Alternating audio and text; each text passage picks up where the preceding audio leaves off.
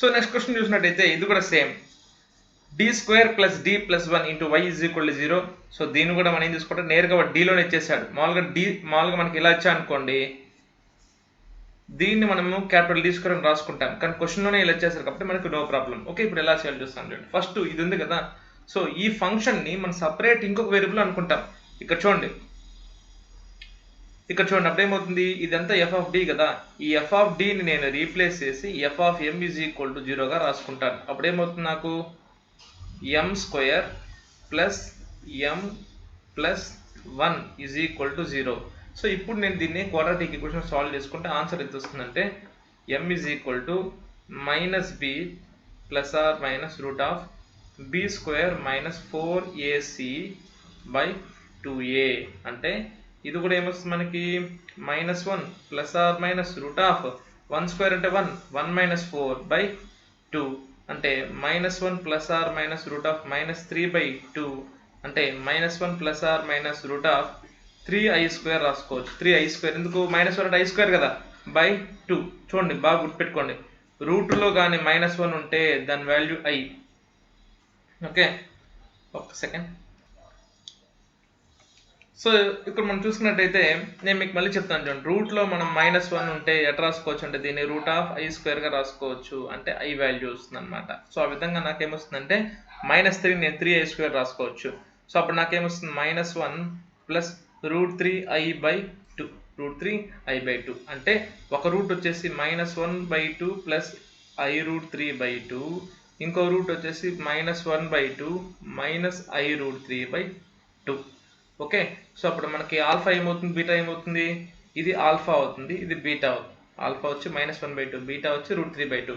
ఇప్పుడు దీనికి సిఎఫ్ ఏమవుతుంది, YCF ఏమవుతుంది, ఇక్కడ రూట్స్ ఎలా ఉన్నాయి మనకి, roots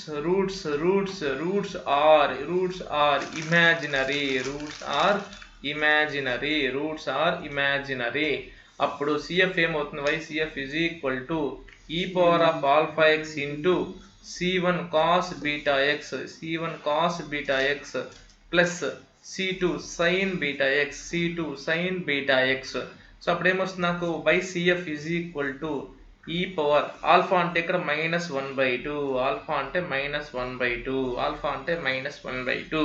so -1/2x into C1 cos beta అంటే √3/2 cos√3/2x plus C2 into sin √3/2x. ఇది రూట్స్ ఆర్ ఇమాజినరీ అయితే ఇది మనకి general solution. Okay, now we will move on to next question.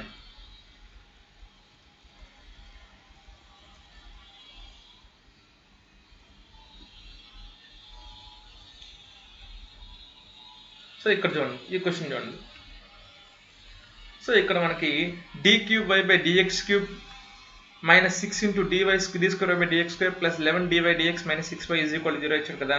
So దీన్ని మనం ఫస్ట్ చూస్తాను, ఇలా ఉంటే మనం చేసుకోవడం కష్టం. ఇలా ఉంటే దాన్ని ఏం చేసుకోవాలి, క్యాపిటల్ Dగా మార్చుకోవాలి. దీని ఎంత రాసుకోవచ్చు, నేను d³ కాబట్టి D3y - D²y plus 11 × dy -6y = 0. So ఓవరాల్గా నేను y కామన్ తీసుకుంటే ఏమొస్తుంది నాకు d³ - 6d² plus 11d - 6 into y = 0. ఇప్పుడు ఇలా ఉండే క్యూబిక్ ఈక్వేషన్ని డైరెక్ట్గా మనం క్యాల్కులేటర్లో సాల్వ్ చేసుకోవచ్చు, లేదంటే మనము డివిజన్ ఫార్ములా లేదా సింథటిక్ డివిజన్ వాడి ట్రయల్ అండ్ ఎర్రర్ మెథడ్ వాడి చేసుకోవచ్చు అనమాట. రైట్, ఎలా చేసుకోవాలంటే ఫస్ట్ చూడండి, దీన్ని ఇది f(d) కదా. సో ఈ f(d)ని f(m)తో రీప్లేస్ చేసుకొని = 0 చేసుకోండి. అప్పుడు ఏమవుతుంది నాకు equation m³ -6m² plus 11m -6 = 0. So అక్కడ చూస్తాను మనకి trial and error method f(m) కదా, నేను f బదులు 1 పెట్టుకుంటా చూడండి, m బదులు 1 పెట్టుకుంటా చూడండి. అప్పుడు నాకు 1³ 1 -6 × 1² 1 ప్లస్ 11 × 1 -6. చూడండి ఆన్సర్ ఎంత వస్తుంది, 1 + 11 12 -6 - 6 12 అంటే 12 - 12 0. అంటే 1 అనేది ఒక రూటే కదా. ఇప్పుడు ఇక్కడ చూడండి, దీన్ని మనము క్యాల్సిలో సాల్వ్ చేసుకుంటే నేరుగా ఆన్సర్ వచ్చేస్తుంది. క్యాల్సిలో సాల్వ్ చేసుకుంటే నేరుగా ఆన్సర్ వచ్చేస్తుంది. కానీ నేను క్యాల్సిలో సాల్వ్ చేయట్లేదు, మీకు చూపించడం కష్టం కాబట్టి జనరల్ మెథడ్లో చేస్తున్నాను. ఓకే, దానికి ఏమనుకోవద్దండి. ఇప్పుడు 1 వాల్యూ, ఇప్పుడు 1 సాటిస్ఫై అయింది కాబట్టి 1 అనేది ఒక రూట్. సో ఇప్పుడు ఈ 1 పెట్టుకొని మనం సింథటిక్ డివిజన్ చేసి మిగతా 2 రూట్స్ కనుక్కుంటాం. ఎలా కనుక్కోవాలని చూడండి. ఇక్కడ కోషంట్ ఏముంది 1, నెక్స్ట్ దాని కోషంట్ ఏముంది m² కి -6, నెక్స్ట్ దానికి ఏముంది 11, నెక్స్ట్ దానికి ఏముంది -6. ఎలా చేసుకోవాలి సింథటిక్ డివిజన్ అంటే ఫస్ట్ దానికి ముందు 0 పెట్టండి, లోపల అడిషన్ బయట multiplication. 1 + 0 1, 1 1s are 1, -6 + 1 -5, -5 × 1 -5, 11 - 5 6, 6 1s are 6, -6 + 6 0. ఇక్కడ కంపల్సరీ 0 రావాలి. ఇప్పుడు దీన్ని ఎట్లా రాసుకోవచ్చు అంటే సింపుల్గా ఇక్కడ స్క్వేర్, ఇక్కడ m పెట్టేసేయండి. అంటే m² -5m + 6. చూడండి, m² -5m + 6 = 0. సో ఆటోమేటిక్గా దీనికి రూట్స్ ఏమొస్తాయంటే ఒకటి m = 2 వస్తుంది, ఇంకోటి m = 3. ఒకటి m = 2, ఇంకోటి m = 3.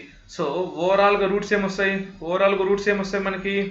Therefore roots are m1 = 1, m2 = 2,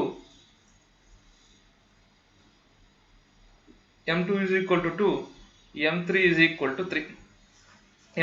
= 3. ఇక్కడ రూట్స్ ఎలా ఉన్నాయి మనకి? Roots are real and different. Real కదా. ఇక్కడ ఇమాజినరీ రూట్స్ కానీ స్క్వేర్ రూట్స్ కానీ లేవు, అన్ని రియలే కాబట్టి అది రాయాలి ఇక్కడ. Here roots are real and different.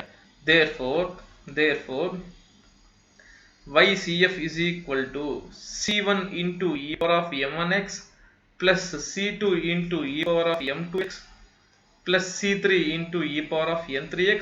అలా ఎన్ని రూట్స్ డిఫరెంట్ వస్తాయి అండ్ సో ఆన్ అన్నమాట. Okay, so therefore YCF is equal to C1 into e power of 1x plus C2 into e power of 2x plus C3 into e power of 3x. ఇది మనకి answer అన్నమాట. Right, thank you.